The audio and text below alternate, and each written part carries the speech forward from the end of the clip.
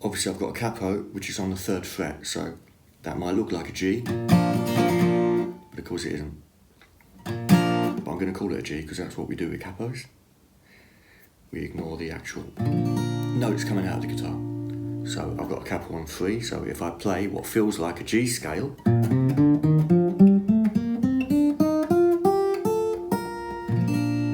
we call it a G scale, of course, but technically it's coming out of the guitar 3 frets higher, which is a tone and a half, which is a B flat. G, A, B flat.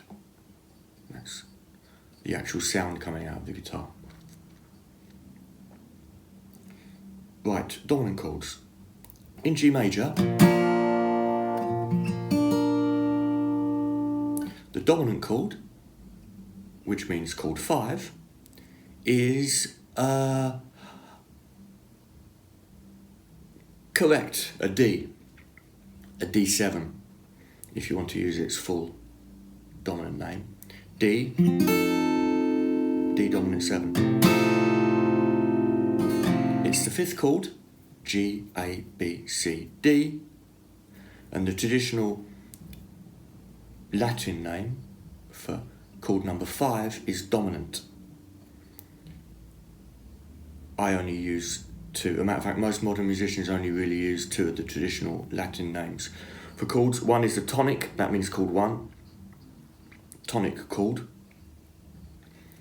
and the dominant is chord 5. All the other chords like 2, 3, 6 and 7 and 4 have got their own names as well, but very rarely do you hear anyone call them that apart from a classical musician. So we'll just talk about the tonic, which is chord 1, and the dominant, which is chord 5. Chord 5 is always the chord in the key that can make a dominant 7 chord, hence the name.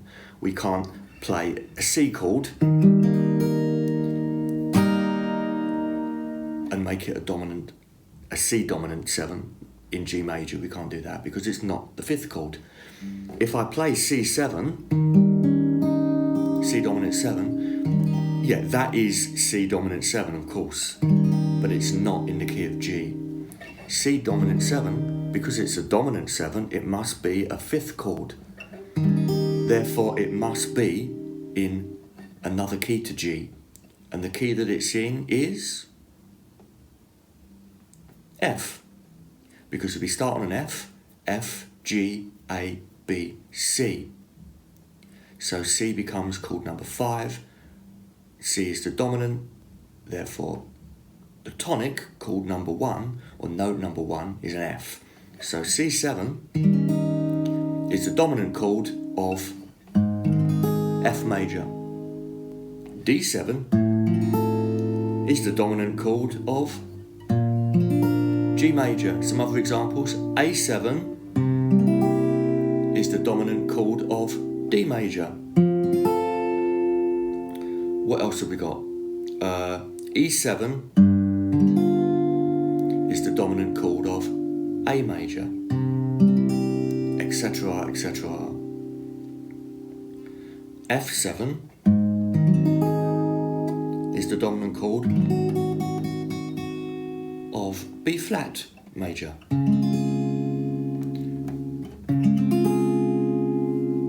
And all those changes had the same sound effect.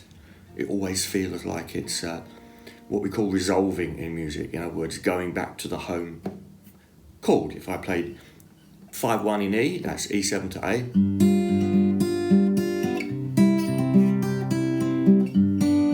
E7, A.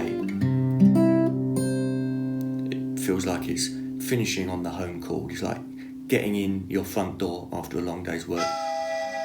Oh, there you go. We feel like we're at home. Likewise, D7 resolves to G. D7, G. So what I'm trying to get at really is just getting you used to the idea that the dominant chord exists on one chord in each key, and it's always chord 5. Chord 5 is the dominant chord. So, we were talking about the notes in a dominant chord. In every chord we have a 1, 3, 5. So in G major, chord 1 has got 1, 3, 5 starting on G. 1, 3, 5. That's the G major arpeggio. Notes are note 1, note 3, note 5, which in G is G, B, D. Likewise, chord 4 is a C. That has notes 1, 3, 5, but starting on the C. So it would be 1, 3, 5, but starting on the C. 1, 3, 5. C, E, G in this case. Chord tones, yeah, they're more commonly called chord tones, but we can call them notes in the chord if we want. They always go from the chord in question. So a C chord, the notes in the note numbers in the chord always start with a C. With a D chord, the notes in the chord tones, the notes within the chord start on a D because it's a D chord. We number the D as 1, even though it's not note 1 in the key. A D is note 5 in the key. The key is the overriding thing. But in the chord, the numbers within the chord, we start on the note of the chord, which in this case is D. So this is where we get to the notes in a D7 chord, for instance, or any other chord. A D7 chord is 1, 3, 5, 7. Like any chord. Every chord is 1, 3, 5. Every extended chord is 1, 3, 5, 7, or 1, 3, 5, 7, 9, or 1, 3, 5, 7, 9, 11, etc. We just skip a note and add it on. So in D7, or any dominant chord, we've got notes 1, 3, 5, like before, like all the other chord examples, 1, 3, 5, 7. That's the 7. It's still in the overriding key, it's still in the mother key, 1, 3, 5, 7. We just go up 2 notes from the 5 to the 7. From note 1 in the chord, which is a D, we go up 2 notes to the 3rd, 2 notes to the 5th, 2 notes to the 7, all within the overriding key. The reason that's called a flat 7, if we want to get into more detail, is because that note is a flat 7 above the D. Above the D. D, E, F, G, A, B, C. That C is a flat 7 above the D. 1, 2, 3, 4, 5, 6, 7. That's the way it works out in the key. It's always like that. All dominant chords have got a flat 7. A flat 7 counted from the actual note 1 in the chord. Now, to try to orientate it within the notes in the key, if I give you those notes in the chord, but if I give you the note numbers in the key, we've actually got, in the key, we've got notes 5, of course, because we're dealing with the 5 chord. So we start off with note 5 in the key, note 5, note 7, up to note 2, which is the same as note 9, then up to note 4. So talking about the notes, the note numbers in the key, the overall scale, we've got 5, 7, 2, 4. But that's complicated, isn't it? Because the notes are all sort of mixed up. They don't go up in order. They don't skip a note and go in order. It's quite complicated. That's why we don't call the notes in a chord by the same numbers as the numbers in the key. Otherwise it will be very complicated. Every musician would talk about the notes in a chord, or the chord tones, which means the notes in a chord, from the chord letter, in this case D. So they would say D, F sharp, A, C, or 1, 3, 5, 7. Flat 7, sorry. 1, 3, 5, flat 7, starting on a D.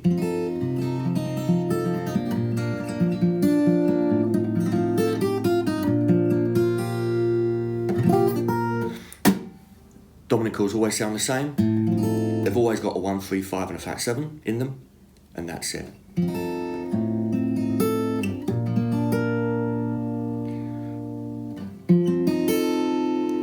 more advanced you are as a musician, well, yeah, the more advanced you are in theory, in music theory as a musician, the more you'll be aware of the notes in every chord that you play. So when I play that D7 chord, I'm aware that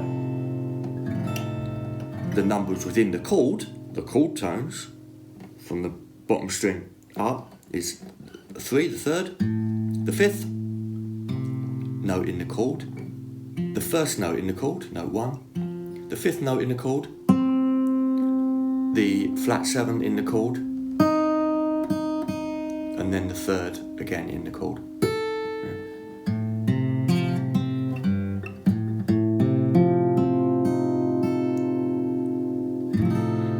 That's the way musicians will talk about notes within the chord, because that's the most easiest way to orientate your head.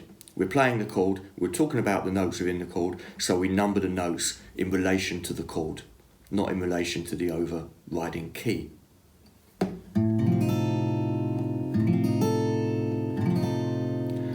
Within the key, if someone said, what notes are you playing within the key? Within the key of G, because all of this is in the key of G. I would say, okay, we've got a 7, low 7. We've got a 2, got a 5. We've got another 2. We've got a 4, and then we've got a 7. That's very complicated. If you said that to a musician, they wouldn't even be aware that you're actually playing a D7 chord. I mean, if you told them those numbers, they wouldn't be aware that it's a D7 chord. If you asked them what chord am I playing, then they could work it out. But if you just tell them those numbers, I'd be very surprised if any musician could tell you that you're playing a D7 chord within the key of G. So, when we play a chord, we talk about the chord tones, the numbers within the chord, 1, 3, 5, 7, 9, etc. When we talk about melodies or single notes, each one is a single event, isn't it? They're not linked with anything else, so we just call them by the numbers in the scale, like we normally do, like with the third man, etc. So if I ad lib and play,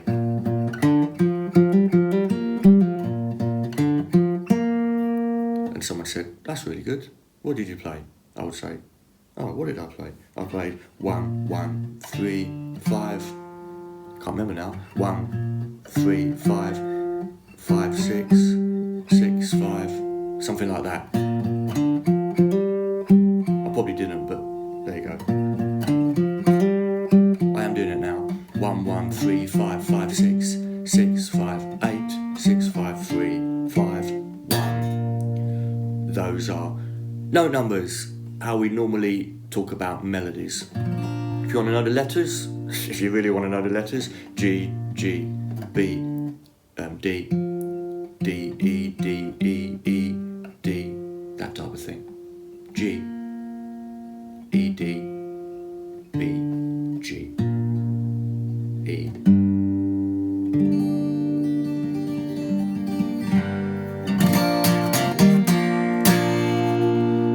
So if you do a whole gig in the key of G, if you really must, the only dominant chord you can possibly play is D7, because that's the only dominant chord in G. There's only one dominant chord in every key. If somehow another dominant chord creeps in, you are no longer in the key of G. That's the way it works. It's like if I put in a little bit of, Italian into a conversation, we're no longer in English, are we? At that moment in time. You know, if I'm talking about music in English and I say hasta la vista, at that moment we're not speaking English, are we? It's exactly the same in music. But the rules with music are we only have one dominant chord in the key. It doesn't mean to say you can only play one dominant chord in a song, of course. We can break the rules all the time. But if we want to stick to traditional theory as an exercise, the way it's written on paper, we can only play one dominant chord per key. Like we've only got one funny chord per key. In G major, the funny chord is there. It's called a half diminished 7. Then back to the 1.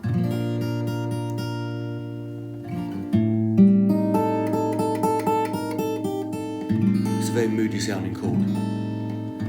But if we go to one of the major chords, it will lighten up a bit. Then back to the 1. we should recognise the dominant sound when we get to it. That's the dominant sound. And then back to the 1. And then we should start to recognise these chords when we hear them, like all the numbers, instantly.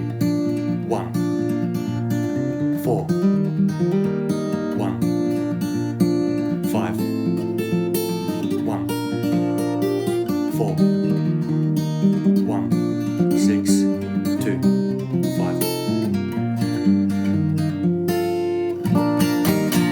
And then we can recall them or write them down, or we know what someone's playing. When a musician hears someone else play, they know whether they're sticking in the key because they can hear when they go out of the key. Just like if you understand Swedish, you know whether someone's speaking in Swedish. If they slip onto Norwegian, which is similar but not exactly the same, you can tell because you know the original language.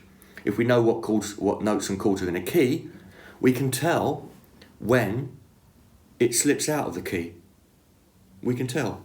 That's not good or bad, that just is. Songs slip out of key all the time. But we have to have some sort of overriding default that we work from. We've got to have somewhere we work from when we talk about theory of anything.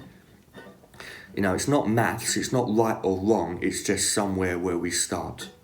So we start with the idea of 7 notes in a scale, which are the 7 notes in a key, which give you 7 chords in a key, and each of the chords is a different type, and chord 5 is of a special type called the dominant chord. There you go. I hope all that makes sense. Okay, hasta la vista.